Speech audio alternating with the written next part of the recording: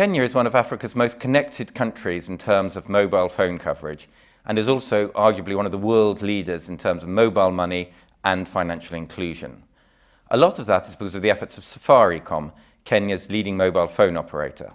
Joining me today is Bob Collymore, Safaricom CEO. Thank you for joining us, Bob. You're welcome. With competition growing inexorably, it seems, in the mobile phone sector, where's Safaricom and others going to make their money in the next 2 to 3 years going forward? Well, I think the first thing to say is that competition is welcome. And it's good to get good, strong competition in the market. But I would say that we want to move away from being a product-based company to being more of a platform-based company. And what do you mean by that? What do customers want? What do they want from you? Well, you know, the first thing a lot of customers still need is basic telephony. And mobile phone penetration or SIM card penetration by far exceeds such things as toilets or even Facebook penetration. We have more mobile phones than we have Facebook users across the continent.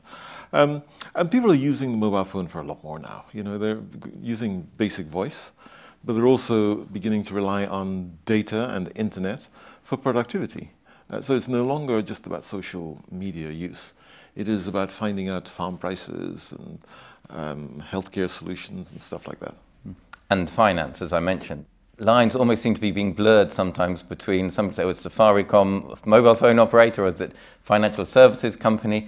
And with the latest announcement from the government to have this mobile phone infrastructure bond that's only can be subscribed through mobile phones, do you think that you see that is an area for which customers want more and more access to financial services through their mobile phones? Financial inclusion is something that we in Safaricom have always held as one of our strategic pillars. And that has been helped by the government seeing deepening financial inclusion as being a desirable state to be if you want to drive the economy. And, you know, we started with person-to-person mobile money with M-Pesa, but that's now moved into doing lots of things. Some of them fail, but most of them seem to succeed. And as you said, we've recently seen the government announce bond trading, government bond trading, using the mobile phone, and from there we'll evolve into trading securities, trading stocks and shares using the mobile phone. And offering credit? We already offer credit. So we offer credit through two banks, which is Kenya Commercial Bank and the Commercial Bank of Africa. And you know, that also answers your other question about whether Safaricom is becoming a bank. And the answer to that is no, we are becoming a platform that banks are using. And we have relationships with about 35 banks in Kenya. But it's a platform which banks are finding very convenient for the transfer of funds from one place to the next.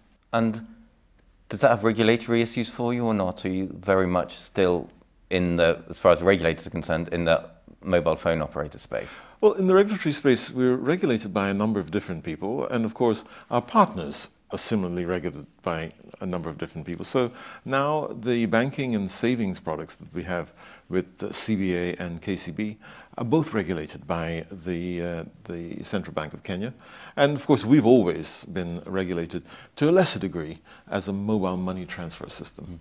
And do you think that this way of becoming more of a platform-oriented company, customer-focused, how is that going to affect actually national development and regional development going forwards across Africa? We see it as being a key to development. And in fact, more broadly, if you look at the recently launched Sustainable Development Goals, one of the key to that is how do you use technology for achieving a number of those. So if you take healthcare as an example, we're using the mobile phone for helping train community health workers. We're using simple applications for helping to track a mother through her pregnancy.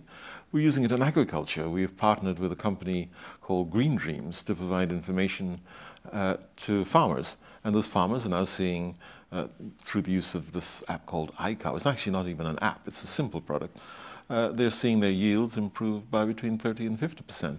So which sectors are off limits still? Do you think, you know, you could broaden out and go sort of anywhere and do anything? I don't think that we think of limits. In fact, you know, a year or two ago, we were defining ourselves as going beyond the limits, because as soon as you draw a line for limit, then you will constrain your growth. So the sky is the limit. Bob Collymore, thank you very much indeed for joining us. You're very welcome.